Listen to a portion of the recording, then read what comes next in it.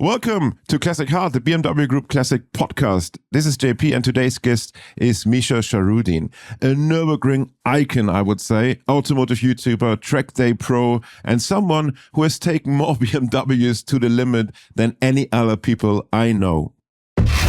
This car is the most honest car you ever see. It's been a dream ever since I've had it. The first time I heard that engine screaming, I thought, I gotta have one of those. It's the joy of driving. What's great about a BMW Classic is the community that surrounds it. When you listen to that, that's why we're here. Welcome, Misha. Thank you very much for having me. Of course, because I think it's very important to deconstruct the magic of the Nürburgring and what it means to drive the Nürburgring in a very quick BMW. And I could not think of anyone better than you. So, Misha, tell us a bit more about you. So how did it all start? How did I become a car guy? I think that's how most of the car guys become a car guy. You start playing with Lego, you start playing with cars, you start being fascinated by cars that you see driving on the street, by the noises that they make, and at some point you end up holding a flashlight in the garage with your dad who tries to fix his own old car, and then you start falling in love with these machines and then playing Need for Speed, watching Fast and the Furious, etc., etc. So this is kind of like a traditional snowball effect story, nothing crazy about that. When it comes to the Nürburgring, yes, I have contributed to a couple of things at the Nürburgring in the last 10 years. I have over 4 million followers, over 1 billion yearly views, and my whole content that I produce across all social networks has to do with the Nürburgring. I grew up in the Netherlands, and my first racing experiences were in a time attack series, and my first car back then was actually Subaru Impreza. So, but nowadays a lot has to do with BMW, and I had the means to go to the track, to go to the Nürburgring, because it was only 1.5 hours away from me, but it felt like, some old track in the woods. I don't really care about it. So it never attracted me. And then at one point I just got a job offer from friends of mine who set up a new company at the Nürburgring. And it had to do with car rental, track car rental, and an hotel. And I could be in charge of their marketing and also be in charge of pretty much everything. And I just moved to the ring. Yeah. When you said, it was an old racetrack, okay, yes, famous because for all the old races and things like this, then a bit of scandals around the Nürburgring as well. A tragic but boring story. But listen, what do you think makes the Nürburgring so special? The track is about to celebrate its 100th anniversary, or 100th birthday. It was built in 1927. And the track was initially built as a racetrack, but also test and development track. And with the possibility to go drive during Touristenfahrten, that everyone can go and drive on the same piece of tarmac that legends such as Niki Lauda and Sabine Schmitz and you name it. And if you're going to ask 1 million people their opinion why Nürburgring is so attractive to them, you're going to get 100 million different opinions, basically. The reason for that is because, as mentioned, the track is functioning as a test track. So for someone, it might be the envisioning all the prototypes, like the beautiful camouflaged BMWs flying through there and doing certain things that you will not see them do on the public road. It might be racing. It might be classic Formula One pre-1976 races.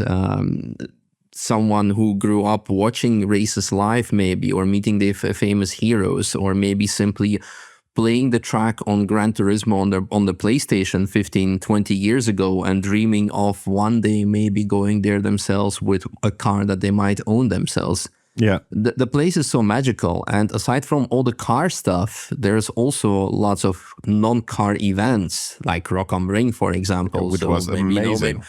Maybe someone met their first love or their wife or husband there, and now they are, well, I mean, I certainly met my wife at the Nürburgring, so here we go. Yeah. So like I said, it's really hard to describe. I mean, and for me, it's a combination of all these things, because I'm fortunate enough to drive all kinds of different cars. I'm fortunate enough to race professionally, or also a BMW M4 GT4. So it's a lot of things. Do you have an idea how many rounds you have taken or how many hours you have driven the ring? So on average, I like to say like between 5 and 10,000 for sure. I don't count every single one of them, but that's like the rough estimate. And what was your quickest lap time? Ooh, you know, a funny fact is that I have no idea. I mean, anything I learned from myself is that if you try to push for a lap time, mistakes are more likely to occur because you focus too much on actually achieving certain things. Even during qualifying, when we race, most of the time I even skip qualifying because I'm like, my teammate is going to do a faster job anyway. And during public sessions or track days, it's most of the time even illegal to lap. I mean, I can tell you, I've done for sure the sub-7s, like the magical number. You can see it on my channel as well that I'm doing that. In the race, we do around, 8:36, 35 or something on a full track layout with the M4 GT4. This is, of course, not just the Nordschleife. It's combined with the GP track. Yeah. So it's... I'm fast enough and I like to be safe and consistent enough. I think that's more important. Why do you think that, including you, like to drive a BMW around the Nürburgring? What makes it like the sheer driving pleasure machine on the Nürburgring? I believe because of the traditional, very sporty setup and layout handling. It's front engine with rear-wheel drive, so you have quite a good distribution. You have amazing handling characteristics. I will straight up say that BMW has the best driving characteristics of most, if not all, the factory cars that you drive, with maybe some exception of some supercars, but even those are sometimes quite horrible to drive. They're mostly like flashy poster cars that you just get to go get ice cream with your wife on the boulevard, not really on the track. Which is fair. People can do that. It is, and it's fine. 99% of the actual car owners, like of those, that's exactly the purpose that we'll be doing with those cars. So don't blame them for it. But when it comes to BMW, as mentioned, you have rear-wheel drive, you have engine on the front, so it makes the good balance. Yes. So it will not oversteer too crazy like a rear engine car would do. You do not need to constantly fight for survival. Even what I really like also with the modern cars is the grip levels are actually quite exceptional, and also the technology is there to help you. Like if we take it even one step further, for example, the BMW M4 GT4, the G82 that we are driving right now, it has phenomenal traction control system that allows you just like to be flat out almost every corner, because even though the car is losing traction, it will not allow you more than like 5 or 10% of slip angle. Yeah. So you can really just focus on driving and set the maximum lap time. That's something was not possible with all the cars. And some people will say like, well, what's the fun of that? Yeah, I mean, I would ask you. The fun of that is you want to be the fastest in the environment where you are, and you are driving in an environment of the current maximum performance. So if other cars are doing that, you need to maximize every potential that you have as well. And if it becomes, too boring for you, then you're more than welcome to go and drive a classic car during 24-hour classic. Yes, and there then you can show what you can do as a driver, because car has less driver aids. And there is, again, nothing wrong with that. And I like to drive both. I mean, I like to drive electric and daily, and like a high performance on the track, you know? You said something very important, because you can find a wonderful drive on the ring going into Kesselchen in a 3.0 CSL, right? Mm-hmm. But doing a carousel in a modern GT or inspired car is a completely different game. Right? Yes. And I think both has its charms and both is fantastic. And I mean, let's look back. Engineering and race engineering was always there to create the possibility of a skilled driver to drive the best time. And that's it. Yes. If they would have the chance to build in traction control things or setups that they're using now in modern motorsport, they would have done it. Mm-hmm. It's all about the combination of a good driver and a great engineering team behind them and mechanics. Mm-hmm. Misha, you mentioned you came to the ring, you did the marketing and things like this, or rentals for the Nürburgring. So what is your job actually? So we have the YouTube channel, that's clear. We have you on the ring for hours of your life. But what is your job, Misha? Oh, that's a very difficult thing to discuss. Well, I mean, first of all, of course, I'm a husband and a father. I think the second the one most is important one, the most important one. Yes. The first one too, as well, of course. But when it comes to my daily activities, I mean, yes, I have my content creation, so that's YouTube, Instagram, Facebook, you name it. And the majority of content is really heavily focused on driving all kinds of cars on the track. 2 years ago, I started a new business of mine, which is called Vulcan Alpha. It is a company that focuses on design and engineering manufacturing of automotive components with focus on aerodynamics.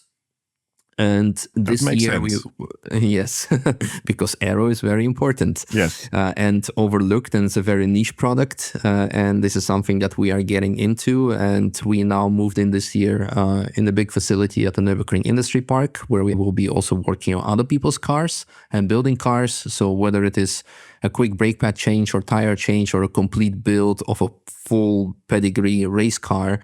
Yeah. Aside from that, I have also an event agency, and one of our highlights last year, we organized the BMW 1M meeting at the Nürburgring. Well, that was amazing. I couldn't make it, but this we just spoke about it in another episode of this podcast, and everyone was very, very happy about it, what I saw on Instagram. Yes, it was amazing. We got lots of praise from the participants and from the BMW 1M club as well. And what I really love is that the love for cars, the enthusiasm for all automotive and the ring combined a fantastic career. And I think that sounds really cool and inspiring. Yes. And at the end of the day, I'm also a race car driver. I mean, yes. If you can call it a career. I mean, you know what to say. If you want to be a millionaire in racing, you need to start as a billionaire. True words. Yeah. It is an expensive sport. Let's face it. But luckily, I don't have to pay for it as of now because you can call more or less like a factory driver for Bilstein with BMW M4 GT4. Yeah. Do you remember the first time you were going actually in a BMW around the ring?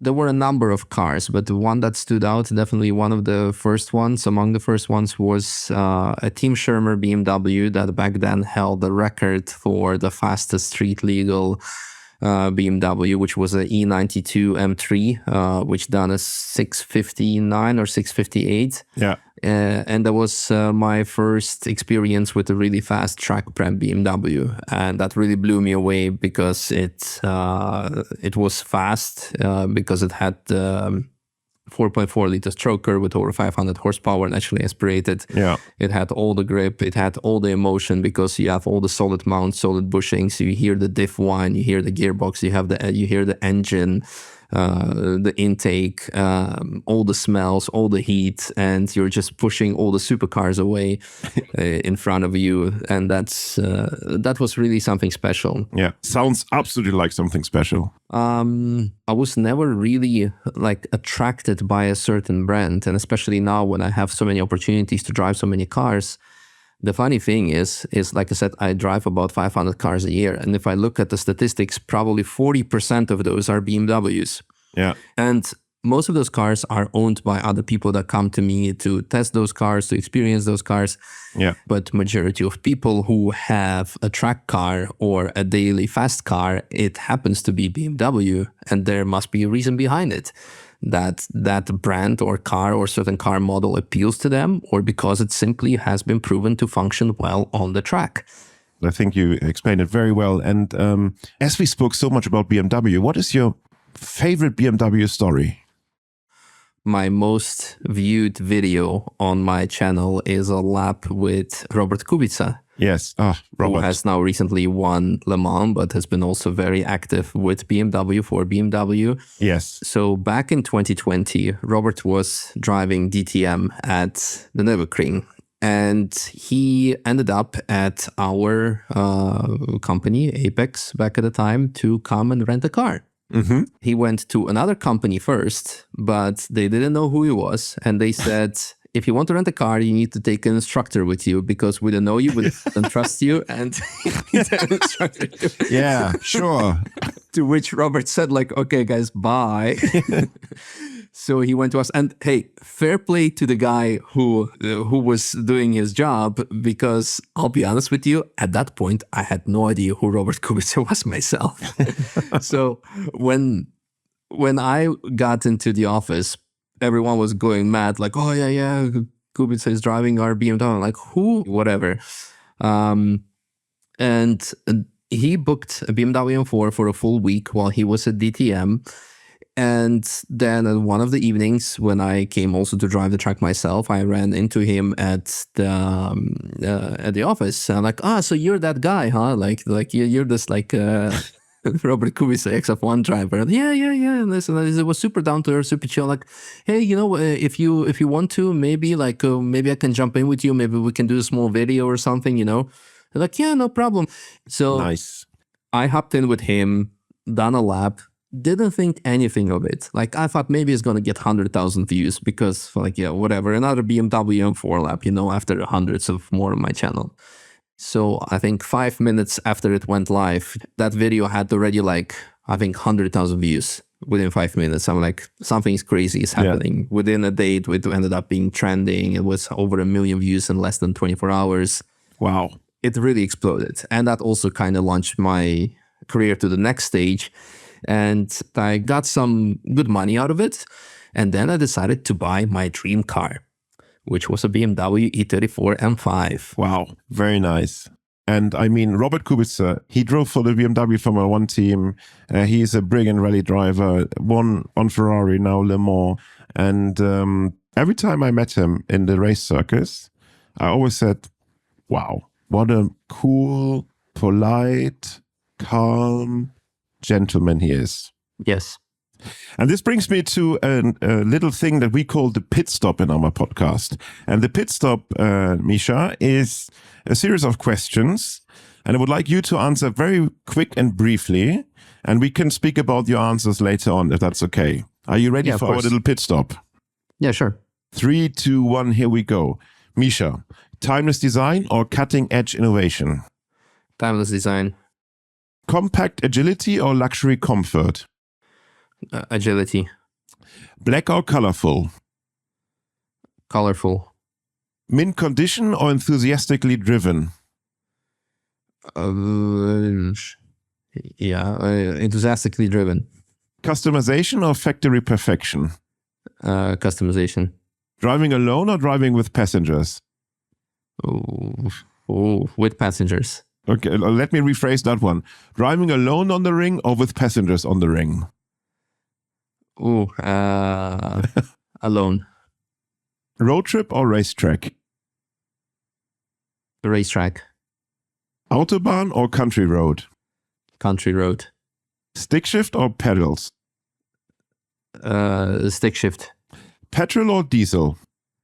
Petrol. Diesel or electric? Electric. Electric or no car? Electric. Engine in the front or in the back? Doesn't matter, but as long as it's fast. We leave that. Straight 6 power or V8 growl? Straight 6. Buy at auction or at the dealership? Auction. Sell or keep? Keep. Classic road trip playlist or just the sound of an engine? Engine. Perfect. Thank you. That's it. Let's speak about some of your answers. Sure. You said timeless design is more important to you than cutting edge innovation. Why is that? Good question. But I mean, timeless design will be forever timeless. And innovation, it might be it might be great at one certain moment, but in 5, 10, 20, 30 years, you look at the car and I'm like, well, it was great for its time, but maybe nowadays that technology is completely irrelevant. Mm-hmm. Whereas timeless design, you will always be associated with and you want to experience that, well, because that car made an impact for one way or another. Yeah. So I think this is why for me, for sure. It's a very interesting answer. I think it's like this.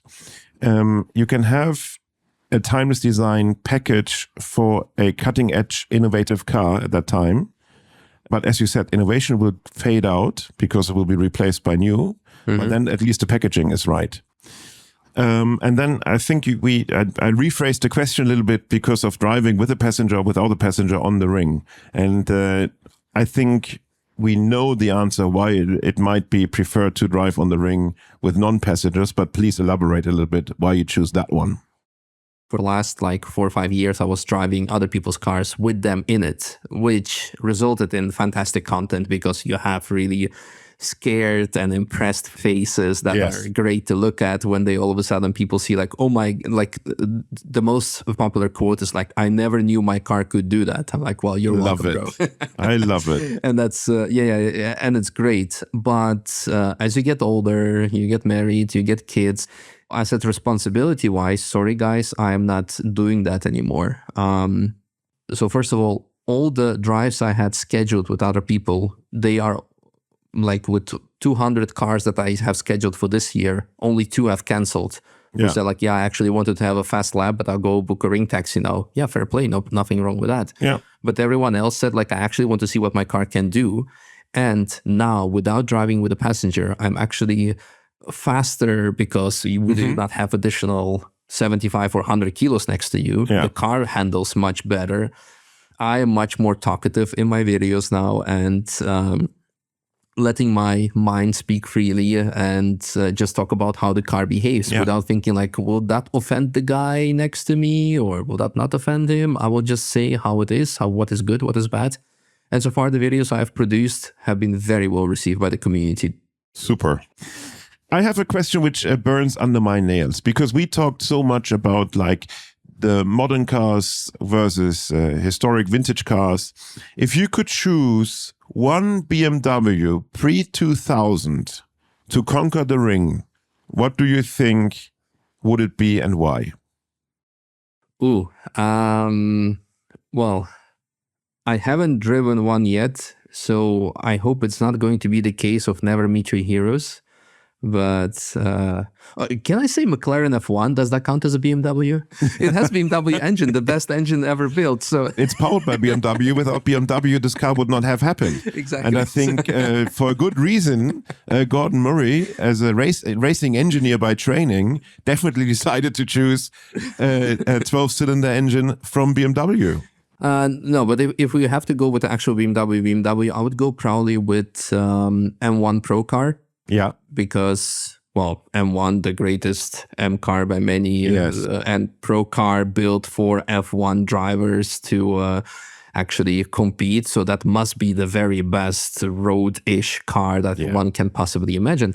And Jochen Nerpasch and his team did a fantastic, this is legendary. Yeah. And if I want to go crazy, then let's go with M1 Group 5 car with 1,200 horsepower. Here we go. Yeah. The limitation is the track and gravity, I would say. Exactly. Yeah. I don't know why, but lately the M1 has been very much in the eye because we just recorded the session with Christian von Koenigsegg, and he said that the M1 was one inspiration for him to build cars. Wow. So the M1 is really in line. So if you haven't checked out the episode now, then please do so, everyone tuned in, because it was also very interesting to learn how he sees things and how to build up a car brand and how to build up a career. Misha, I just praised your career because you've been so much organized and straightforward in what you do and having this vision and following it. And Misha, with these words, I don't want to hold you any longer from going back to the ring. Thank you very much for joining us for this episode of Classic Heart. And it was very enlightening. I think it was super cool. And race on. Thank you very much. It was a big pleasure talking to you. Thank you very much. And of course, thank you everyone for tuned in today to this episode of Classic Heart with our friend Misha Charoudin. And that was absolutely enlightening. And also, we go on a summer break. That means please bear with us a little bit until we're back with the next episode. And also, this podcast would not have happened without a great team behind it. And that's Friederike von Königswald, our editor. Then we have Marcus and Alex from Scenario Studio in Munich and our producer, Robin Seiser. Thank you very much, everyone tuned in. Thank you, Misha. And also have a great day and always drive safely. Thank you very much. Perfect. Thank you.